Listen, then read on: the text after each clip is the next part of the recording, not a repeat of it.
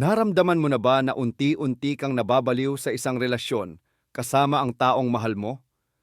Tipong parang hindi na gumagana ang lohika at palagi mo na lang nararamdaman na ikaw ang may kasalanan, nalilito ka at ubos ka na sa emosyon. Kung pamilyar sa iyo, yan, malaki ang posibilidad na nahaharap ka sa pinakataksil na armas sa arsenal ng isang manipulator, ang lihim o covert aggression ng isang narcissist. Hindi ito sigaw o direktang pang-iinsulto. Isa itong lason na unti-unting ipinapasok sa iyo, patak-patak, araw-araw, sinisira ang pagkatao mo mula sa loob. Sa video natin ngayon, aalisin natin ang mga maskara at ibubunyag ang 7 pinakamapandaya at hindi halatang taktika na ginagamit ng narcissist para sirain ka ng palihim. Panoorin mo to hanggang dulo at ipinapangako ko, mag-iiba ang pananaw mo sa inyong relasyon at posibleng sa wakas ay maiintindihan mo kung ano talaga ang nangyayari. Nakaranas ka ba ng ganito? I-type mo ang oo sa comment section ngayon na. Bago tayo sumisid sa mga mismong taktika, alamin muna natin kung ano ba itong covert o passive aggression at bakit tinitingnan na parang mga virtuoso o eksperto ang mga narcissist pagdating dito. Hindi tulad ng open conflict, ang covert aggression ay galit o puot na nakamaskara bilang inosenteng kilos, biro, o minsan, kunwari nag-aalala pa siya. Ang narcissist, dahil sa laki ng ego niya at matinding pangangailangan na maging in control, ay hindi maaaring magmukhang masamang tao. Kailangan niya na panatilihin ang imahe na perpekto siya. Kaya, hindi siya aatake ng direkta o head-on. Sa halip, pipiliin niya ang guerrilla warfare sa teritoryo mo, sa loob ng isip mo. Ang layunin niya ay hindi lang manalo sa argument, kundi guluhin ka, gawin kang magduda sa sarili mo, sa iyong katinuan, at sa iyong memorya. Ito ang paraan niya para manatili siyang may ganap na kontrol at para maging dependent ka sa kanya. Ang pag-intindi sa mekanismo na ito, ang unang hakbang para makilala mo ang kalaban at makapagsimula kang ipagtanggol ang sarili mo. Kaya, ang teknik numero 1, ang pinakamapandaya at marahil, ang pinakakilala, ito ay ang gaslighting. Nagmula ang terminong ito sa isang lumang pelikula kung saan sinasadya ng asawang lalaki na paikutin ang isip ng kanyang asawa para maniwala ito na siya ay nawawalan na ng katinuan. Sa totoong buhay, ganyan na ganyan din ang nangyayari. Ang gaslighting ay ang sistematikong pagtanggi sa iyong realidad. Ipagpipilitan ng narcissist na hindi kailanman nangyari ang mga bagay na sigurado kang natatandaan mo. Tatalikuran niya ang kanyang mga salita, pangako, at maging ang mga ginawa niya. Ang layunin ng taktikang ito ay sirain ng lubusan ang iyong tiwala sa sarili mong alaala at pananaw. Gusto niya na huwag ka nang maniwala sa sarili mong mata at tenga at umasa na lamang sa kanyang bersyon ng mga pangyayari. Nagdudulot ito ng lubos na pagkadepende. Isipin mo na lang, may isang taong araw-araw na inililipat ng pamilimetro ang lahat ng muebles sa bahay mo. Tapos kapag nagtanong ka, sasabihin niya, imahinasyon mo lang iyan, nakapwesto pa rin ang lahat. Sa huli, magsisimula kang magduda sa sarili mong katinuan. Ganyan mismo gumagana ang gaslighting.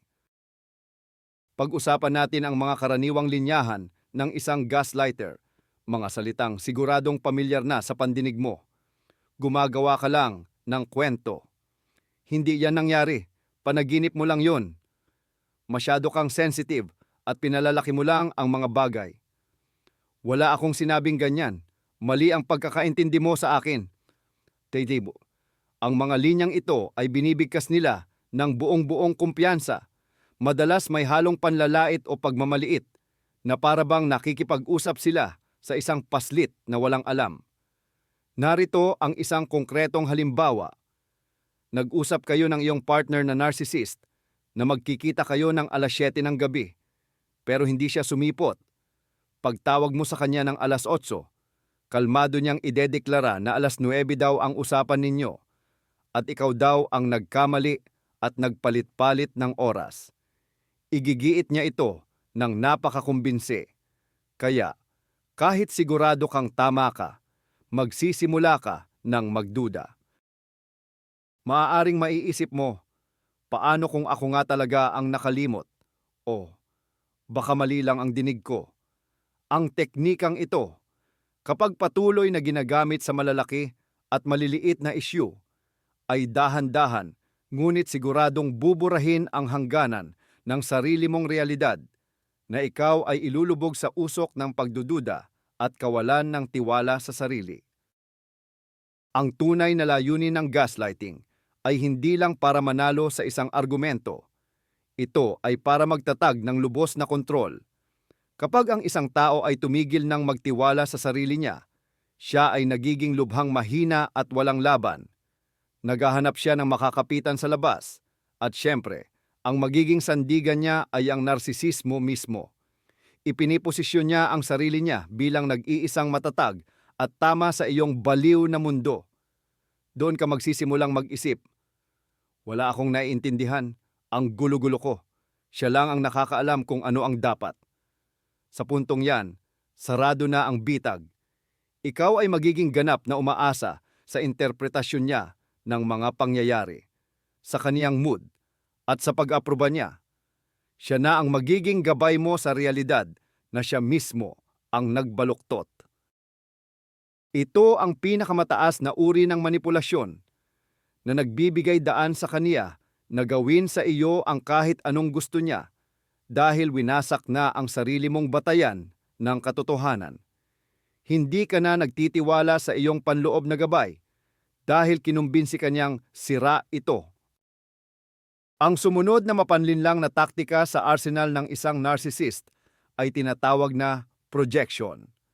Sa psikolohikal na pananaw, ito ay isang mekanismo ng pagtatanggol, defense mechanism, kung saan ang isang tao ay nag-aatributo o nagbibigay sa iba ng sarili niyang mga kaisipan, damdamin o motibo na hindi katanggap-tanggap. Ngunit sa kamay ng isang narcissist, hindi ito pananggalang, ito ay isang matinding sandata ng pananalakay. Sa mas simpleng paliwanag, inaakusahan ka ng narcissist sa mismong bagay na siya mismo ang may kasalanan. Ginagawa ito upang hugasan niya ang sarili sa anumang responsibilidad at ilipat ang bigat ng pagkakasala sa iyo. Para siyang naglalabas ng lahat ng kaniyang panloob na dumi at kapintasan, ibinubuhos ito sa iyo at nananatili siyang malinis at walang bahid dungis sa kanyang sariling paningin at lalo na sa paningin ng mga nakapaligid. Sa visual, isipin mo ito parang isang movie projector. Sa loob ng narcissist umiikot ang pelikula ng kaniyang sariling mga kakulangan at sa screen na ikaw, ipinapakita niya ang pelikulang ito sa lahat, pati na sa iyo mismo. At doon ka na magsisimulang maniwala na ang pelikulang iyon ay tungkol talaga sa iyo. Ang mga halimbawa ng projection ay nakakabigla dahil sa tindi ng kanilang kapal ng mukha at pagkasiniko. Ang isang narcissist na laging nagsisinungaling ay tatawagin kang sinungaling at hahanapan ka pa ng napakatinding katapatan. Ang taong nangangaliwa ay gagawa ng mga eksena ng selos kahit wala namang basehan at hahalukayin ang iyong telepono. Ang pinakamakasariling tao sa mundo ang siyang sisigaw na ikaw lang ang iniisip mo at hindi mo kinukonsidera ang kanyang damdamin. Ang taktikang ito ay napakatalino sa kabila ng kasimplihan nito.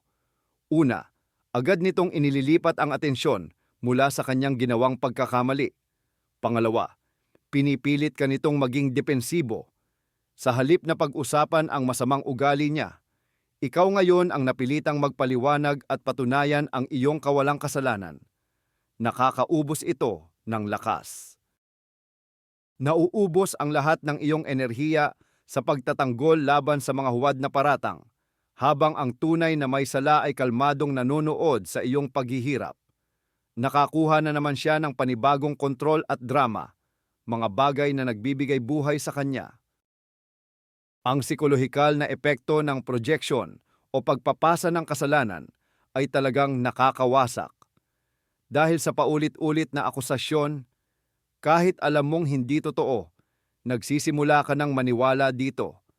Nagtatanong ka sa sarili mo, baka nga masyado akong makasarili?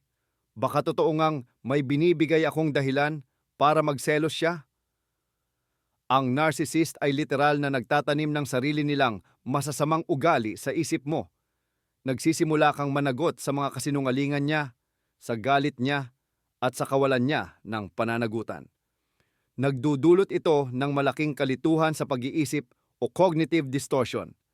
Pakiramdam mo, masama kang tao at laging ikaw ang may kasalanan.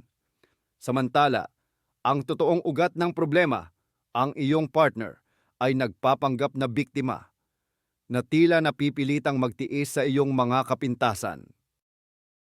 Dahil dito, nakakaiwas siya sa pananagutan at bukod pa riyan, nakakakuha pa siya ng dagdag na atensyon, simpatiya at lahat ng oras at lakas na ginugugol mo sa pagsubok na magbago at bayaran ang di mo naman talagang kasalanan.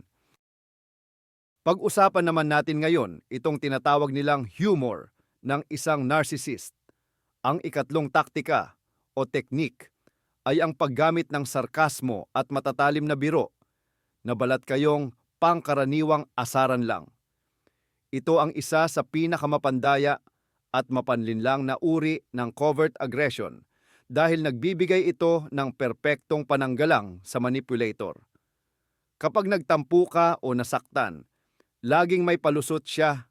Joke lang yan. Wala ka bang sense of humor? Hindi mo ba maintindihan ang biro? Ang linyang ito ay agarang nagpapawalang saysay sa iyong damdamin. Pinapalabas ka niyang masyadong seryoso at hindi marunong mag-relax. Pero sa totoo lang, ang mga biro na ito ay maingat na inihandang mga panunumbat at patutsada na tinatarget ang pinakamahina mong parte. Lubos na alam ng narcissist ang iyong mga insecurities at kahinaan. At iyon mismo ang pinupuntirya niya sa kaniyang nakakatawang atake. Isa itong paraan para maliitin ka, sirain ang iyong kumpiyansa sa sarili, habang nananatili siyang mukhang inosente at nagpapanggap na nasa ayos lang ang lahat. Tingnan natin ngayon ang ilang saktong halimbawa ng ganyang biro. Halimbawa, sobrang proud ka sa bago mong proyekto sa trabaho. Sa harap ng mga kaibigan, baka magbiro ang narcissist ng ganito. Wow, big boss na siya ngayon. Baka bukas, tanggalin na tayo niyan lahat, haha. Biro daw, pero kitang-kita mo na binabalewala na ang mga achievement mo. O kaya naman, bumili ka ng bagong damit, tapos medyo awkward ka pa suotin. Siguradong sasabihin niya, grabe, ang tapang naman ng suot mong yan. Parang nanggugulat ka na sa mga tao. Hindi naman technically insulto, pero dahil sa comment na, yan, siguradong maiilang ka na. Ang pinaka-importante rito ay kung paano mag-react ang narcissist kapag sinubukan mong ipagtanggol ang sarili mo. Sa sandaling sabihin mo, hindi maganda sa pakiramdam ko yung sinasabi mo, bigla siyang aatake. Pagbibintangan kanyang masyado kang pikon at walang sense of humor. Kaya, hindi ka lang niya iniinsulto, pero inaalis din niya ang karapatan mo na makaramdam ng masama tungkol doon. Ang pangmatagalang epekto ng ganyang toxic na biro ay talagang kakilakilabot. Hindi lang ito panandali ang pagkainis. Ito ay sistematikong pagwasak sa iyong self-esteem. Kapag palagi kang kinukutya, kunwari, nagbibiro lang, unti-unti mo nang pinaniniwalaan ang mga kritisismo na iyon. Hihinto ka na sa pagtitiwala sa iyong mga desisyon, sa iyong panlasa, at sa iyong sariling kakayahan. Nagsisimula kang matakot na magpakita ng sarili mo, na ibahagi ang iyong mga tagumpay, dahil sa ilalim ng iyong isip, naghihintay ka ng panibagong mapanuyang biro na sisira sa lahat. Ang buhay mo ay nagiging parang isang lugar na punong-puno ng patibong kung saan anumang hakbang mo ay pwedeng pagtawanan at baliwalain. Nagiging mas tahimik ka, mas balisa at mas walang tiwala sa sarili. Naabot ng narcissist ang kanyang misyon. Binababa niya ang iyong halaga para sa kanyang sariling pagmamataas, para mas magmukha siyang dakila at perpekto sa paningin ng lahat. Kinokontrol ka niya sa pamamagitan ng takot na mapagtawanan.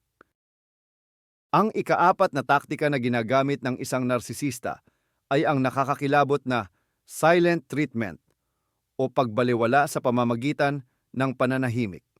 Mahalagang intindihin na hindi ito simpleng paghahanap lang ng katahimikan o pagpapahinga mula sa away. Ito ay isang aktibo, sadyang kilos ng psikolohikal na pang-aabuso. Kapag ginagamit ng narsisista ang pananahimik, hindi lang sila tumitigil sa pakikipag-usap sa iyo, nagpapanggap silang wala ka. Maaari siyang dumaan sa harap mo, tumingin na parang wala ka, o hindi sumagot sa mga direktang tanong. Hayagan kanyang inaalis sa kanyang mundo. Inilalagay ka sa isang ganap na vacuum ng impormasyon at emosyon. Para sa isang tao, bilang isang sosyal na nilalang, ang ganitong klaseng ostracism o pag-iisang tabi ay isa sa pinakamatinding forma ng parusa. Ito ay isang napakalakas na instrumento ng kontrol na nagpaparamdam sa biktima na siya ay walang kwenta, nagkasala, at lubos na walang magawa. Alam ito ng narsisista at ginagamit niya ang pananahimik upang magpakumbaba ka at pilitin kang sumunod. Paano ba talaga gumagana ang mekanismong ito? Kapag biglang nanahimik ang isang narcissist, hindi siya nagpapaliwanag ng dahilan. Hahayaan kanyang mag-isa kasama ng sarili mong mga katanungan at matinding pag-aalala. Agad kang mapipilitang suriin ang bawat galaw mo. Ano bang nagawa kong mali? Anong salita ko ang nakasakit sa kanya?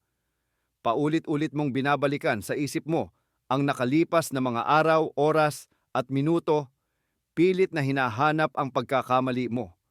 Ang prosesong ito ay sobrang nakakapahirap at nagdudulot ng matinding pagkabalisa at pagkakonsensya. Ikaw ay nasa isang estado ng kawalang katiyakan. Samantala, ang narcissist naman ay nagpapakasasa sa kanyang kapangyarihan. Nakikita niya ang iyong pagdurusa at pagkalito, at ito ang nagpapakain sa kanyang ego. Alam niya na habang tumatagal ang kanyang pananahimik, lalong lumalaki ang iyong desperasyon at mas handa kang gumawa ng anumang kompromiso. Mailabas lang ang sarili mo sa pagpapahirap na ito. Hihintayin niya lang na tuluyan kang mawasak at gagapang ka pabalik sa kanya para magmakaawa at humingi ng tawad. Ang katapusan ng silent treatment ay laging ang tuluyang pagsuko ng biktima.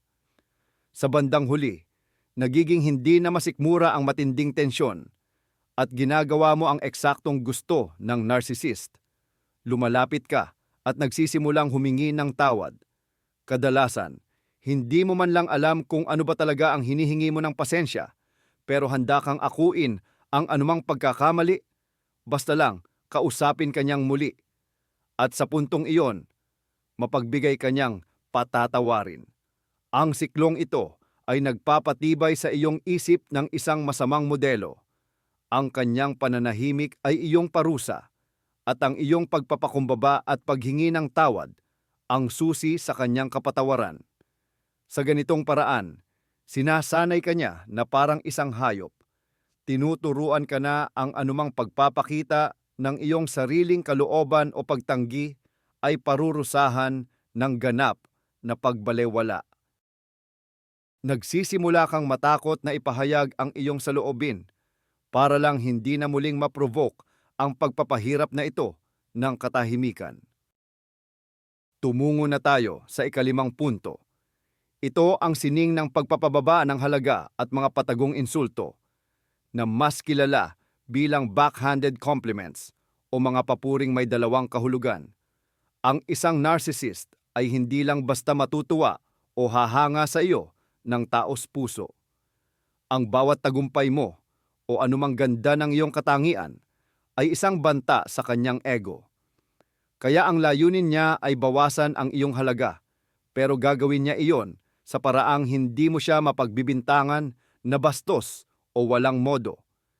Dito pumapasok ang mga compliment na may dalawang ibig sabihin. Ito ay mga linya na tila papuri sa una, pero may nakatagong tusok na agad na nagpapawalang bisa sa buong positibong epekto. Isa pa itong paraan para panatilihin kang laging kinakabahan at para hindi masyadong tumaas ang iyong self-esteem.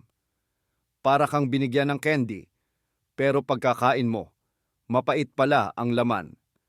Maiiwan ka na lang na may masamang aftertaste. Tingnan natin ang ilang karaniwang halimbawa ng mga papuri na may bahid. Sabihin nating ipinagyayabang mo na nakapasa ka sa isang napakahirap na pagsusulit. Ang sagot ng narcissist, "Magaling, hindi ko inakala na magagawa mo yan." Ang unang bahagi ay papuri, ngunit ang pangalawa ay direktang nagpapahiwatig na sa simula pa lang, hindi kanya pinaniniwala ang kaya mo yan, o kaya nagpapayat ka at ipinagmamalaki mo ang resulta. Sasabihin niya, "Ang ganda ng itsura mo, halos parang dati na ulit." Ang papuri na ito ay hindi lang nagpapawalang halaga sa iyong kasalukuyang pagsisikap, kundi nagpapahiwatig din na malayo ka pa sa pagiging perpekto. May iba pang bersyon. Bagay sa iyo ang damit na, "Yan, magaling itong magtago ng mga di magagandang bahagi mo." O kaya, "Ang kukulit ng mga kaibigan mo, ang babait, parang mga simple lang talaga sila."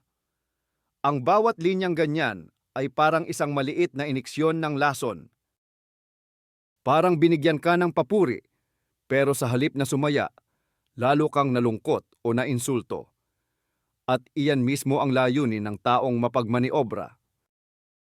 Ang pangunahing layunin ng pagpapawalang halaga, devaluation, ay ang mapanatili ang kontrol sa pamamagitan ng pagpapahina ng inyong self-esteem. Hindi kayang tanggapin ng isang narcissist na maramdaman mong malakas ka, kumpiyansa, at kayang-kaya mo ang sarili mo. Dahil ang ganoong tao ay maaaring umalis na lang sa kanya. Kaya't walang tigil niya kayong pinuputulan ng pakpak. Ginagawa niyang maramdaman mo na di ka sapat ang mga tagumpay mo. Aksidente lang daw yan. Ang ganda mo. Palaging may pero. Ang talino mo. Kaduda-duda. Palagi kang humahabol. Sinusubukang kunin ang buo at walang kondisyong pag-aproba niya na hinding-hindi mo naman makukuha. Dahil kapag naabot mo na ang isang pamantayan, itataas niya agad iyon o hahanap siya ng butas na mapipintasan. Dahil dito, mas lalo ka pang magsisikap, mas maraming oras at lakas ang ibubuhos mo sa relasyon. At lahat ng ito para lang sa pag-aproba ng taong unti-unti kang sinisira. Ang ika-6 na taktika ay ang kasanayan nilang maglaro bilang biktima. Ang mga narcissist ay likas na magagaling na aktor at ang pinakapaborito nilang gampanan ay ang papel ng inosenteng nagdurusa o ang martir. Mayroon silang nakakagulat na kakayahang baligtarin ang kahit anong sitwasyon. Sa huli, sila ang magiging biktima ng mga pangyayari at ikaw naman ang titingnan bilang walang pusong nang aapi. Ginagamit nila ang taktikang ito para hindi managot sa kanilang mga ginawa at para makonsensya ka. Kapag sinubukan mong harapin ang narcissist tungkol sa kanyang mga salita o kilos, hindi siya magpapaliwanag o makikipagtalo batay sa katotohanan. Sa halip, magsisimula siyang magpaawa. Ikukwento niya kung gaano siya nahihirapan, na walang nakakaintindi sa kanya, at kung paano mo pa siya lalong sinasaktan dahil sa kilos mo. Napakabisa ng manipulasyong ito dahil tinatarget nito ang natural mong habag at pag-unawa. Isipin mo itong pangkaraniwang sitwasyon. May nagawa ang isang narcissist na talagang nakasakit sa iyo. Nag-ipon ka ng lakas ng loob para makipag-usap ng kalmado at konstruktibo. Sinimulan mo ang pag-uusap, ang sabi mo, masama ang pakiramdam ko nang ginawa mo ang... Pero bago ka pa man makatapos ng isang pangungusap, bigla kang sisingitin ng narcissist. May tragic na tingin. Inaakusahan mo na naman ako. Grabe na ang pagsisikap ko para sa atin. Halos wala na akong pahinga, pero puro mali lang ang napapansin mo. Pagkatapos ng lahat ng sakripisyo ko, ikaw pa ang may ganang manumbat. Iyon na. Baligtad na ang buong istorya. Sa loob lang ng ilang segundo, mula sa pagiging taong nasaktan at nilabag ang mga limitasyon, ikaw na ang naging walang utang na loob na tirano na nang-aapi sa kawawang tao. Ang focus ng usapan, na ilipat na sa paghihirap niya imbis na sa pagkakamali niya. Ngayon, hindi na siya ang hihingi ng sorry. Ikaw na ang kailangang umaliw at i-assure siya ng pagmamahal mo. Ang mga bunga ng pagpapamartir na ito ay napakalaking pinsala sa maayos at malusog na komunikasyon. Una, napagtanto mo na ang anumang pag-uusap tungkol sa mga problema ay walang kabuluhan at nauuwi lang sa mas matinding sama ng loob. Titigil ka na sa pag-ungkat ng mahahalagang isyu at hahayaan mo na lang na mabaon sa limot ang iyong mga hinanakit para lang hindi mo masira ang araw ng iyong partner. Dahil dito, hindi nasosolusyunan ang mga hidwaan, bagkus ay nagpapatong-patong ito at unti-unting nilalaso ng inyong relasyon. Pangalawa, magdudulot ito sa iyo ng matagalang pakiramdam ng pagkabalisa at pagkakonsensya. Nagsisimula kang maniwala na sadyang napaka-demanding mo at wala kang utang na loob. Palagi kang nag-iingat. Tila ba naglalakad ka sa mga tinik dahil sa takot mong masaktan ang kanyang napakapino at sensitibong damdamin dahil lang sa isang maling salita. Sa totoo lang, nagiging perpektong biktima ka lang ng isang manipulator. Gumagamit siya ng papel ng pagiging martir para matalino siyang makatakas sa lahat ng responsibilidad at ikaw naman nakatali sa kanyang kamay at napipilitan kang sumunod sa lahat ng kanyang gusto.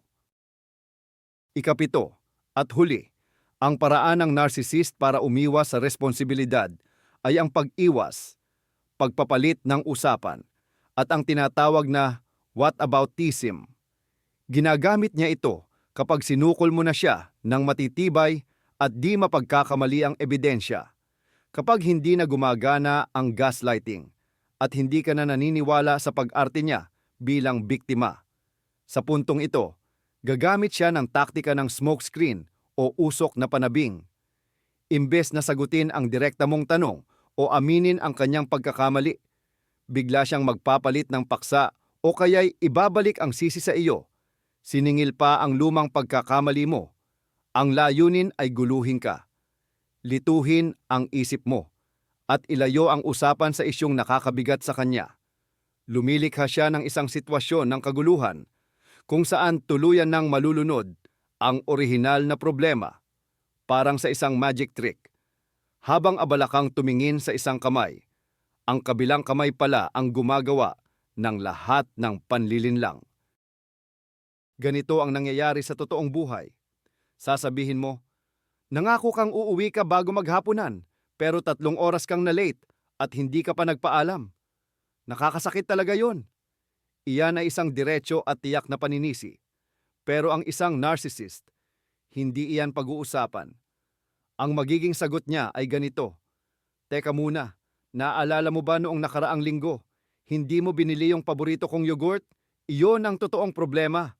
O kaya, pag-usapan natin ang nanay mo na laging nakikialam sa buhay natin.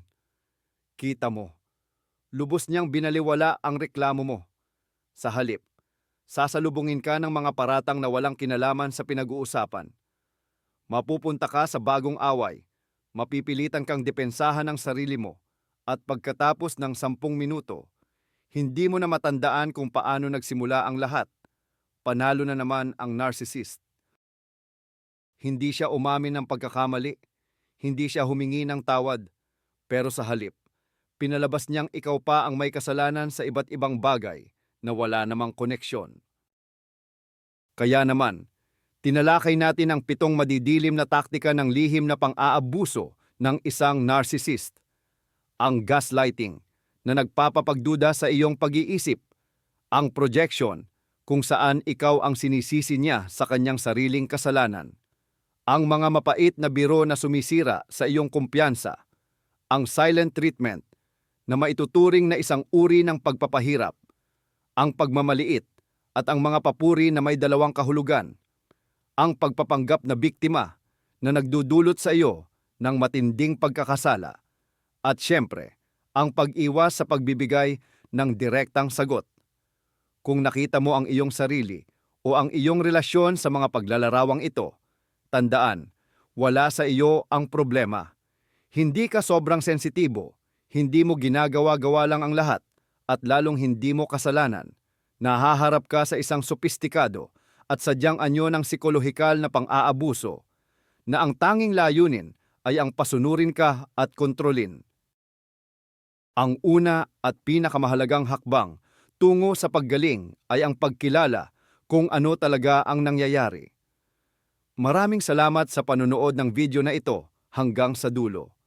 Kung nakatulong ito sa iyo at nagpaliwanag sa iyo ng isang mahalagang bagay, pakiusap, mag-iwan ng like at mag-subscribe sa channel upang hindi mo makaligtaan ang iba pa naming pagtalakay. Malaking tulong ang inyong suporta sa paggawa namin ng mas marami pang ganitong nilalaman. Ngayon, may tanong ako sa iyo. Alin sa mga taktikang ito ang personal mong naranasan?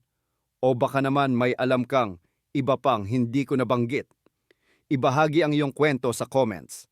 Ang iyong karanasan ay maaaring makatulong sa iba na makita na hindi sila nag-iisa.